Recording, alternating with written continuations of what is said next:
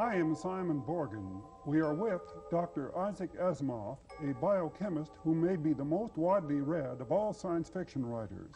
He has written 155 books and hundreds of magazine articles and short stories. Dr. Asimov's books are translated wherever books are published, and there is no such thing as an Asimov book that doesn't sell. There is also no such thing as a dull Asimov book, and it would be hard to find a writer with wider interests. His work includes science fiction, Greek and Roman history, mystery novels, fiction and nonfiction for teenagers, and a whole corpus of books interpreting science and technology for the layman. Dr. Asimov has co-authored a medical textbook, and there is Asimov's Guide to Shakespeare and Asimov's Guide to the Bible, as well as a history of the United States. As a professional biochemist, Dr. Asimov is unique among science fiction writers, but it might be more accurate simply to say that Dr. Asimov is unique. He was born in Russia near Smolensk and brought to New York at the age of 3. He was 9, working in his father's candy store in Brooklyn, when he sneaked a copy of Amazing Stories from the magazine stand and confronted spaceships for the first time. He had already scribbled his first novel, The Greenville Chums at College, into a 5-cent copybook. A brilliant student and possessed of a phenomenal memory, Asimov entered Columbia University at 15. He sold his first science fiction story at 18. By the time he had worked as a Navy chemist during World War II and returned to Columbia to get his doctorate, he was earning his living by writing science fiction. He sold his first book in 1949, just as he joined Boston University Medical School to teach biochemistry. After 10 years of teaching, Dr. Asimov found that it was confining to be able to write only on weekends, and he quit teaching so that he could devote full time to writing. Dr. Asimov's readers will no doubt find it painful to think of how much they might have lost had Boston University continued to claim 5/7 of Dr. Asimov in the past 15 years. At Dr. Asimov's current rate of writing, he will have produced 200 books by 1980. He isn't likely to tire or to slow down. Dr. Asimov's idea of a vacation is being left alone at his typewriter. Dr. Asimov, at a time when science and technology are producing the almost incredible every day, how does a science fiction writer stay ahead of things? Well, he doesn't really have to. I mean, everything that science does gives him new plots. Right now, for instance, a science fiction writer can write perfectly amazing stories concerning black holes. 5 years ago, the science fiction writer never heard of black holes. And yet, many people who look back to what was predicted by science fiction writers in the 1930s, simply because these things have arrived, they believe that science fiction writers are out of anything to write. Well, you're right. You see, people think that what we used to write about is what we have to keep on writing about. Not at all. What we wrote about in the old days is now passé. We'll write about new things. I think you said somewhere along the way that whereas you used to write about these things in Amazing Stories, now you write about them in the New York Times. You're right, about colonies on the moon, for instance, about robots. Well, back in 1939, you published a story that dealt with the first flight around the moon and back. Frank Borman and his Apollo 8 crew actually carried this mission out in 1968. You placed the story in 1974. How does a science fiction writer feel when something like that happens? Well, it makes him feel very good. I'm a little annoyed with myself because I was so conservative. You see, I'm 6 years behind, and also I didn't allow for all the various things we did before then, men in flight, men docking, mid-course corrections. I just had someone get into a ship and go around, one man. And it makes me feel as though I wish I could do it more often. But as a matter of fact, if you go through all my books, you'll find that the number of things I've spoken about that have really come true are very small. That probably goes for other science fiction writers as well. Oh, yes. When people talk about how science fiction writers predict the present, it's because they've gone through a large corpus of work and picked out certain things. We can't just predict. There isn't enough story material and straight prediction. We make up futures. It doesn't matter whether we really think they'll come to pass or not, but we ask ourselves only, will this be interesting to deal with? Will this make a nice story? And then if some of them do come true, well, good. I think you wrote an essay called called Escape from Fantasy to characterize what you thought the essence of science fiction was. Most people think it's a flight into fantasy. I think the title is Escape to Reality. Escape to Reality, I'm sorry. Right. Well, that's because, you see, when you think of the future, you try to make it as plausible as possible. Back in 1933, for instance, there were science fiction stories dealing with a world in which all the oil and coal had been burned up. Well, the youngsters who read that story in 1933, including myself, took it seriously. At least I did. And I said, my goodness, what happens if we do burn up all the oil and coal? That's the first time that ever occurred to me that this might be a problem. Mm-hmm. So that on and off, I worried about using up our fossil fuel supplies for the last 40 years. And most of the world, virtually all the world, has only started worrying about it a few months ago, you know? I read a comment recently by a Russian scientist about an H.G. Wells story. It's called When the Sleeper Wakes. The hero who has gone to sleep in London in 1900 wakes up 200 years later in 2100, and he finds that London's power is being supplied by huge wind-powered machines over London, and there are airplanes about the size of the first DC-3s. And the scientist's comment was, the imagination of science fiction writers is certainly limited. Well, that's true. Back in 1848, Edgar Allan Poe wrote a story set 1,000 years in the future, in 2848. And in it, he had transatlantic aeronautical voyages, only in balloons, going 100 miles an hour. In other words, in his day, there were balloons. So his vision of the future was of faster balloons. If a New Guinea native thought of a future in which you could communicate between continents, he'd think of very loud drums, you see. It's very difficult, really, to visualize the real future. Well, this raises the question of why science fiction writers are constantly going into outer space and to the moon and past them to the planets. Do they go there because that's where the future is going to be or was going to be? Or do they go there because as a device of the novelist to set up a controlled environment? I suppose there's a little truth in both. The entire history of mankind has been that of crossing the hilltop to see what's in the next valley. Mankind has been exploring the earth for thousands of years. Somehow, just because we have now explored the entire earth, even Antarctica and Greenland, it seems a shame to stultify this impulse of ours. And the next thing to explore is the moon and the planets. That's one thing. It's sort of an analogy from the past, an extrapolation forward. But then another thing, the environments on these other planets are made to order for our purposes. Mm-hmm. Strange environments, the possibility of new forms of life. This takes the place of stories in the old days about mysterious islands in the Pacific or hidden civilizations in the Amazon Valley and so on. You couldn't produce that kind of heightened consciousness if you set your story in New York City, for instance. No, it gives us an interesting background. And then, of course, no matter how strange the background is, what goes on in the foreground should, if it's a good story, illuminate the human condition. One of your stories, one of your books, suggested something so fantastic as a nuclear submarine floating within the bloodstream so that the crew could do an operation on the human brain. What story was that?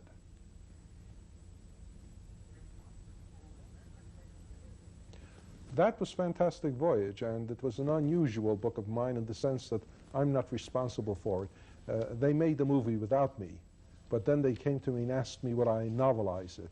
And after a certain amount of discussion, I agreed to. And I wrote the novel based on the movie script. Is there anything to the suggestion, scientifically, is there anything to the suggestion of that story that you can experiment on biological miniaturization? No, I don't think really that's possible scientifically. The movie people didn't worry about it. They simply reduced everything in size. But when I came to write the book, knowing a little something about atomic physics, I realized that if you allowed these miniature human beings to be built up of ordinary atoms, there just simply wouldn't be enough atoms in their tiny, tiny brain to make the brain complex enough to be a human brain. So that I also had to miniaturize the atoms as well. Now, there is no known way of doing this, and I had to use a kind of plausible gobbledygook in the book to account for it. But then you see, in science fiction, you're allowed to depart from scientific possibility, provided you know that you're departing from it and can explain it.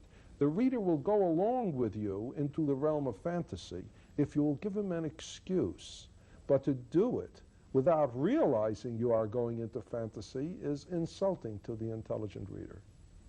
I expect they came to you, however, at least partly because of your familiarization with the human body. After all, you're a professional biochemist.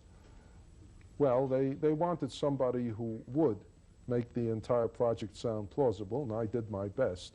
And they felt I was qualified to do that, and I hated to tell them anything else, so I said, yes, I am.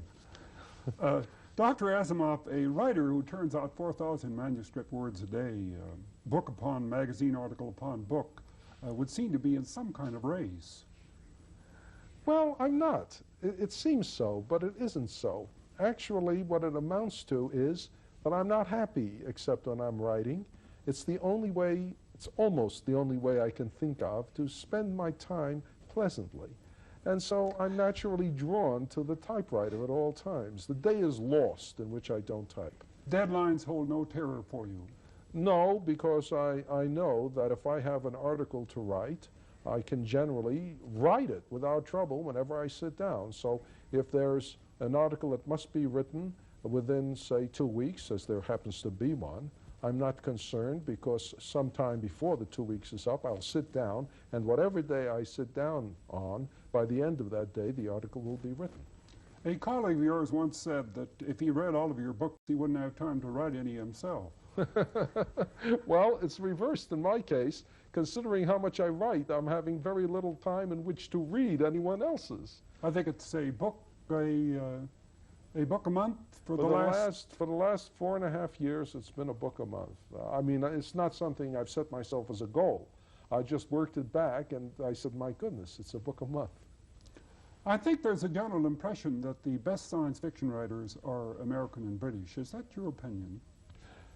Well, it's hard for me to say. I read science fiction only in English, and my own surroundings, my own circle of friends are all the English-speaking science fiction writers. But I know, for instance, that right now Stanislaw Lem, a Polish science fiction writer, is considered one of the best in the world. And there are science fiction writers in the Soviet Union that are highly thought of. And I suspect that in time to come, more and more there'll be a diminution of the English-speaking domination of the field. More and more we will be aware of non-English science fiction. Dr. Asimov, would you have been in favor of sending a science fiction writer to the moon as an astronaut? Well, maybe, but not this science fiction writer. I am not only too old, I'm too scared. Well, what might we have gotten that we haven't gotten, assuming that a science fiction writer qualified as an astronaut? I would say we might have gotten a more dramatic description of what had happened. The astronauts we do have tend to be extremely stable individuals who simply by the mere fact that they're not afraid to undergo this, to me, absolutely terrifying experience, means that they can look at everything with a kind of calm eye, in addition to which they are not chosen for their poetic flights of the imagination. There's no reason they should be, so that it is enough for them to describe something as, gee, it's beautiful. And if you had a science fiction writer there, he might have, instead of, gee, it's beautiful, written some 5,000 words of gorgeous description. Memorable prose. Yes. I'm interested, and I think everybody is interested, in the 3 laws of robotics. Could you explain those? Well, back in 1939, I began writing robot stories. And by the time I'd written 2 and 3, there was a pattern in these stories which John Campbell, the editor of Astounding Science Fiction and my literary father, pointed out to me. He said I was having my robots behave as though they were guided by 3 laws. The first law was that a robot couldn't hurt a human being or through inaction allow a human being to come to harm. The second law was that a robot had to obey orders given it by human beings, provided that didn't conflict with the first law. And the third law was that a robot had to protect its own existence, except where that would conflict with the first 2 laws. And after that, I always used them, and the stories evolved out of those 3 laws, out of the mutual contradictions, out of the ambivalences, the incongruities, and so on. And well, the interesting thing is that scientists say that when robots are built, that they may be built according to these laws, and also that almost all science fiction writers have adopted them as well in their stories. That's true about the science fiction writers adopting them. They're now taken for granted. No writer actually quotes them except myself. But the readers are so used to it now that they know it and they take it for granted. And somebody writing in an architectural journal pointed out that these laws hold for tools generally. Number 1, a tool must be safe to use.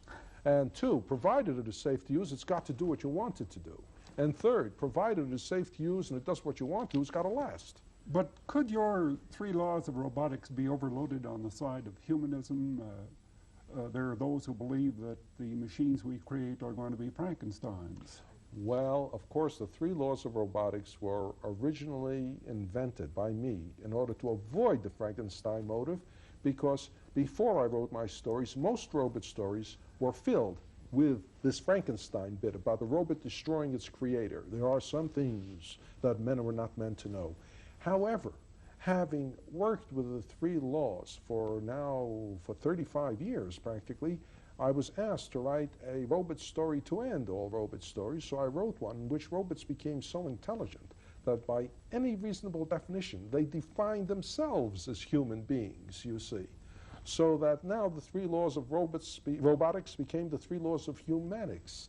And we're right back to the Frankenstein motif. I received letters from readers saying, does this mean you're never going to write me more robot stories? And I wrote back saying, don't worry, if I think of a good robot story, I'll write it anyway. Tell me, does it disturb you that science fiction has been taken over by the academicians? I think there are about 100 universities that now teach science fiction as literature. There are students in various universities writing doctoral theses about Isaac Asimov. There are science fiction textbooks. Yes, it is frightening for 2 different reasons. In the first place, as you say, people are now getting master's degrees and working for their doctorates, analyzing my stories. There is a course given in the University of Dayton, Ohio, entitled The Science Fiction of Isaac Asimov, 3 points, 3 college credits. In fact, the guy who gave that course is publishing a book on my science fiction, and it frightens me because I'm not sure that I can stand up under all this scrutiny. Well, the question is whether the body of science fiction can stand up as well, whether the delight will remain. One of the professors said, since I've been teaching it, I don't enjoy reading it as much. Well, you know, that's a very important factor. When I started writing it, I stopped enjoying it as much as I did before. And eventually, after I've been writing it for 20 years, I found I wasn't reading science fiction anymore. That's one of the reasons I don't write as much now as I used to. I feel the field has gotten away from me. And with academicians interested in, the field has become so, quote, literary, unquote, that it frightens me now. I feel I'm not competent to write science fiction because I don't know that much about literature. What is it that draws readers to science fiction? My own feeling is that science fiction is the relevant literary form for today. Of all the different types of fiction, science fiction is the only one which takes as its basic assumption that societies are going to change, and which sets its stories against a fundamentally different society. It's something with great differences in it, whether it's time travel, whether it's overcrowdedness, whether it's space travel, whatever. It's not the present society. And well, there was a phrase you used in I think what was your very first novel. You talked about the awful powers of darkness. Is the whole question of magic and fantasy and mystery and myth what brings people to it as well? Some people have that theory, but I don't. I see. Because there is real fantasy now. There are, for instance, the Lord of the Rings, that trilogy. There is Tolkien one. Watership Down right now is an excellent fantasy by a fellow called Adams. People who want that can still find it undiluted. No, I think science fiction refers to different societies which are connected to ours through scientific and technological change. There is always that feeling that we are heading right now rapidly into changing societies. People who are young people today know that when they're middle-aged, life will be nothing like what it is now. And science fiction gives them an opportunity to try on different societies. It's the only thing that's relevant. Anything which deals with the world of today is going to have no meaning to young people of today when, say, 30 years from now. A personal note, Dr. Asimov, it's been known to your friends for years that you were almost totally allergic to travel and that you don't like airplanes. In fact, you don't ride on airplanes. Yes, I'm afraid that's so. Everyone thinks it's very funny because in my stories I go to the ends of the galaxy and yet I won't get into an airplane. Well, there's the question of one of the most eloquent advocates of technology refusing or resisting one of the most common products of it. Well, there may be a connection. I mean, going to the ends of the galaxy, I feel it's sort of anticlimactic to fly to another city. Actually, I'm not very brave and I'm afraid of airplane crashes. And I don't like to travel anyway. It keeps me away from my typewriter. Dr. Asimov, most people, when they think about the future, try to reach out to the year 2000. Let's try 500 years from now. What kind of planet do you see? One of two, depending on what happens by the year 2000. If by the year 2000 we have not solved the problems that face us today, then I would say 500 years we'll see a world containing a technological civilization in ruins, in which there will be a relatively small number of human beings sort of surviving, and with New York City as the most magnificent ruin in the history of the human race. And the other is? If we succeed in solving our problems today, then 500 years now we can well be living in a kind of utopia, a world with a relatively small population, carefully husbanding their resources, with a working colony on the moon and perhaps on Mars, reaching out to the entire solar system, taking advantage of advances in technology we now can't even imagine, living under conditions which, when they look back on the present, they will be horrified and wonder how we could have survived. Thank you, Dr. Asimov. I am Simon Bورگین.